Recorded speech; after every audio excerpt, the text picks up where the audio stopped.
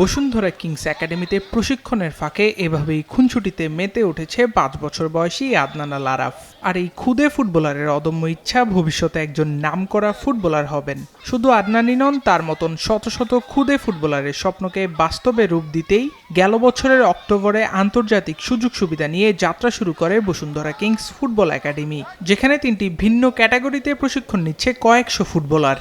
এখানে শিখতেছি গেম কিভাবে খেলবো, তারপর মেন্টালি রেডি কিভাবে থাকবো, ফিজিক্যালি রেডি কিভাবে থাকবো। প্র্যাকটিস আগের তুলনায় অনেক ইমপ্রুভ হয়েছে। আমার স্পিড, স্ট্যামিনা আর এক্সেট্রা অনেক ভালো। এখানে পরিবেশ, আবার এখানে কোচরা অনেক গুড, আমাদের ভালো করে শিক্ষা দেয়। আবার কীভাবে পাসিং করতে হয়, বেসিকগুলি সব শিখাচ্ছে ভালো করে।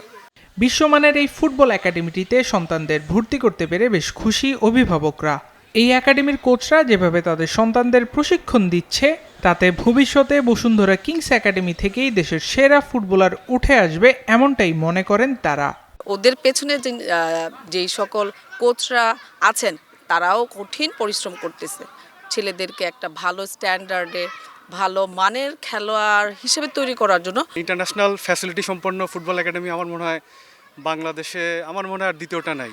এখানে আপনারা দেখেন একসাথে কতগুলো প্র্যাকটিস ফিল্ড, এখানে ফার্স্ট টাইম কেউ আসলেই আসলে একটা ভালো লাগে কাজ করে। কিংস একাডেমির কোচ SM আসিফুজ্জামান জানান, প্রশিক্ষণরতদের মধ্য থেকে সেরা ফুটবলার বাছাই করবেন তারা। পরে তাদেরকে সুযোগ দেয়া হবে বসুন্ধরা কিংসের সিনিয়র দলে। আমরা প্রফেশনালি চিন্তা করছি, যেহেতু 3টা এজ গ্রুপে ভাগ করা আছে, ওদের বয়স ওয়াইজ ওদেরকে অ্যাকোমোডেট করার সর্বোচ্চ চেষ্টা করব। ফার্স্ট গ্রুপ সেকেন্ড গ্রুপে মুভ করবে, ওদের অ্যাকোমোডেশনের জায়গা ওপেন আছে। সেকেন্ড গ্রুপ থার্ড গ্রুপে মুভ করবে, ওদের অ্যাকোমোডেশন জায়গা আছে। Third group definitely is a pipeline for our under 18 team. তিনি আরও জানান, বসুন্ধরা কিংস একাডেমিতে অচিরেই টুর্নামেন্ট আয়োজন করা হবে, যেখানে একাডেমিটিতে থাকা ফুটবলাররা অংশগ্রহণ করবে।